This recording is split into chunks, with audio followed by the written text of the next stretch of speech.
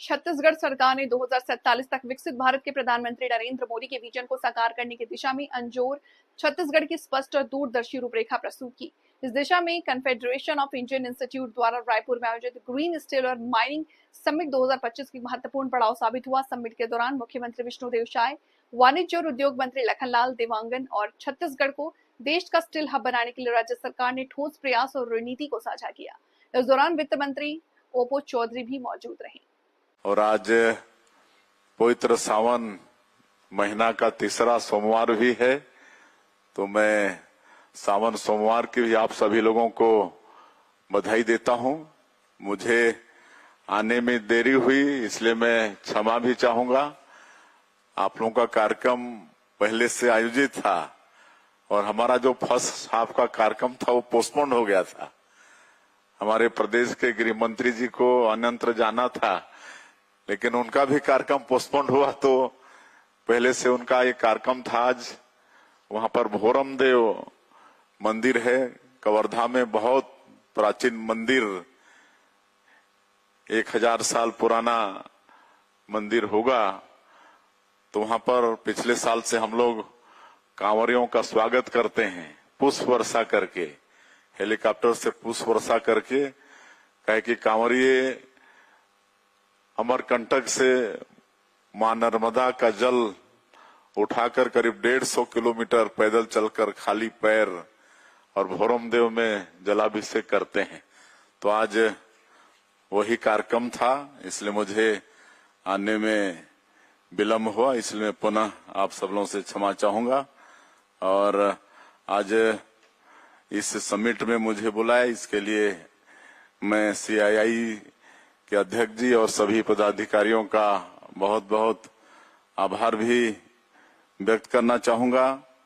और मैं CII के पदाधिकारियों को इस बात के लिए भी धन्यवाद देना चाहूंगा कि उन्होंने आज चर्चा के लिए ग्रीन स्टील और माइनिंग जैसे विषय को चुना है, जो विकसित छत्तीसगढ़ बनाने के लिए स्टील फ्रेम का काम करेंगे।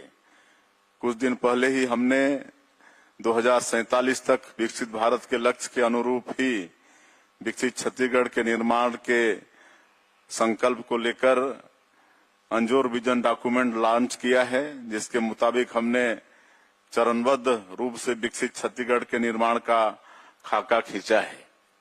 विजन डॉक्यूमेंट में हमने सबसे ज्यादा जोर मैन्युफैक्चरिंग सेक्टर पर रखा है और इसमें भी छत्तीसगढ़ की कोर इंडस्ट्री जैसे स्टील और पावर जैसे उद्योगों पर हमारा सबसे ज्यादा फोकस है। हमारे यशस्वी प्रधानमंत्री श्री नरेंद्र मोदी जी का सपना है देश को स्टील हब बनाना। उनके नेतृत्व में देश में स्टील उत्पादन 100 मिलियन टन से बढ़कर 200 मिलियन टन हो गया है और वर्ष 2030 तक इसे बढ़ाकर 300 मिलियन टन करने का लक्ष्य उन्होंने रखा है। छत्तीसगढ़ में भी हमने स्टील की वर्तमान उत्पादन क्षमता 28 मिलियन टन से बढ़ाकर 45 मिलियन टन करने का लक्ष्य रखा है।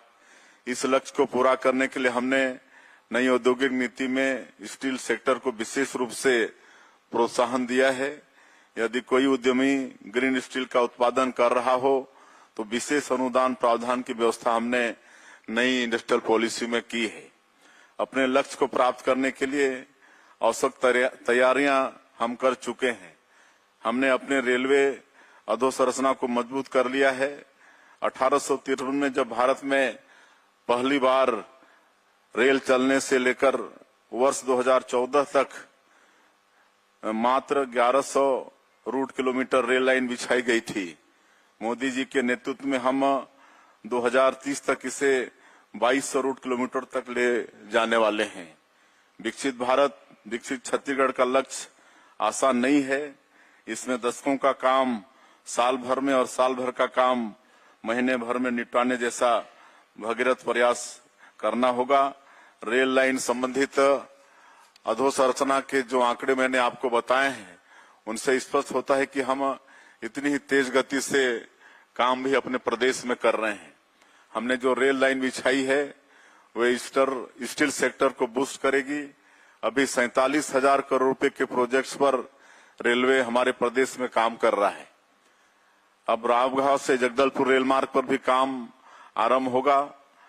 इसकी स्वीकृति मिल चुकी है। किरंदुल से तेलंगाना के कोठागुडेम तक रेलवे लाइन बिछेगी। इसमें 138 किलोमीटर का हिस्सा बस्तर से भी गुजरने वाला है। एक और महत्वपूर्ण रेल मार्ग रायगढ़ के खरसिया से राजनांदगांव के परिमल कस्सा तक का है। यह प्रदेश के महत्वपूर्ण औद्योगिक केंद्रों से गुजरेगा। इसके चलते इन औद्योगिक केंद्रों तक कच्चे माल की आपूर्ति और निर्मित माल की ढुलाई आसान होगी। इससे उनके लागत में भी काफी कमी आएगी। नई औद्योगिक नीति में हमने सिंगल विंडो क्लियरेंस सिस्टम और ईज ऑफ डूइंग बिजनेस को अपनाया है। इसके साथ ही 350 से अधिक रिफॉर्म्स किए हैं, जिनका प्रत्यक्ष लाभ स्टील सेक्टर में भी किए गए निवेश को मिलने वाला है। जलवायु परिवर्तन दुनिया के सामने सबसे बड़ी चुनौती है, लेकिन यह अवसर भी लेकर आया है, विशेष रूप से उन उद्योगों के लिए जो ग्रीन एनर्जी के माध्यम को अपनाएंगे। एक जिम्मेदार देश के रूप में पेरिस प्रोटोकॉल के मुताबिक वर्ष 2070 तक माननीय प्रधानमंत्री जी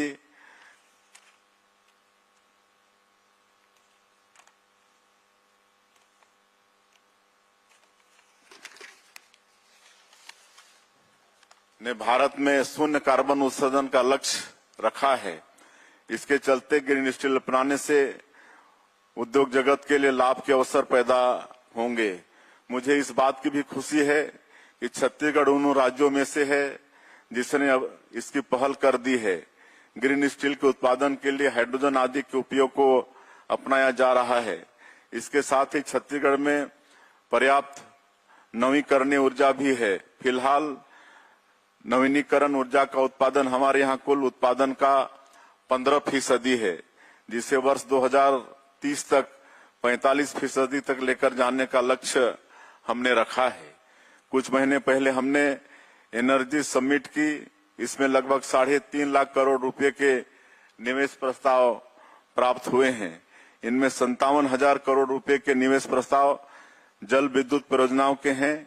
प्रधानमंत्री सूर्य घर मुफ्त बिजली योजना के माध्यम से सोलर एनर्जी का भी भरपूर उत्पादन करने की दिशा में हम आगे बढ़ रहे हैं। कर्क रेखा में हमारी स्थिति हमें सोलर एनर्जी के लिए भरपूर संभावनाएं पैदा करती है। हम औद्योगिक कॉरिडोर के निर्माण पर भी कार्य कर रहे हैं और नए औद्योगिक पार्क भी स्थापित कर रहे हैं। निजी क्षेत्रों को भी हमने औद्योगिक पार्क बनाने विशेष अनुदान प्रावधान किए हैं। बिजली पानी की सुविधा से युक्त एक बढ़िया परिसर उद्योग जगत के लिए उपलब्ध रहेगा। उदाहरण के लिए एनएमडीसी के नगरनार संयंत्र के निकट स्थापित नियानार औद्योगिक क्षेत्र को लें। इसकी स्थापना से स्टील से जुड़े अनुषंगिक उद्योगों को यहां पर बढ़ावा मिलेगा। यूं तो स्टील सेक्टर में राज्य में कहीं भी निवेश करें आकर्षक अनुदान प्रावधान दिए गए हैं, लेकिन बात जब बस्तर और सरगुजा की हो तो इसके इतर भी अनुदान प्रावधान रखा गया है। बस्तर के सभी विकास खंडों में हमने स्किल इंडिया के सेंटर आरंभ कर दिए हैं, इसलिए प्रशिक्षित लोगों की उद्योग जगत में कोई कमी नहीं रहेगी। इस सेक्टर में जो निवेश करेंगे उन्हें प्रदेश की नई लॉजिस्टिक नीति का भी लाभ मिलेगा। इस नीति के अंतर्गत dry port, inland container depot आदि आरंभ करने पर अनुदान प्रावधान मिलेंगे। सेंट्रल इंडिया में लोकेशन होने की वजह से लॉजिस्टिक के लिए यहाँ भरपूर संभावना है। यहाँ से एक्सप्रेस वे आदि के माध्यम से पोर्ट सिटी तक कनेक्टिविटी तथा रेलवे मार्गों तथा राजमार्गों के जाल से देश के चारों ओर अच्छी कनेक्टिविटी का लाभ स्टील सेक्टर के उद्यमों को मिलेगा। छत्तीसगढ़ अपने भरपूर खनिज संसाधनों से समृद्ध है। इसके उचित दोहन से यहाँ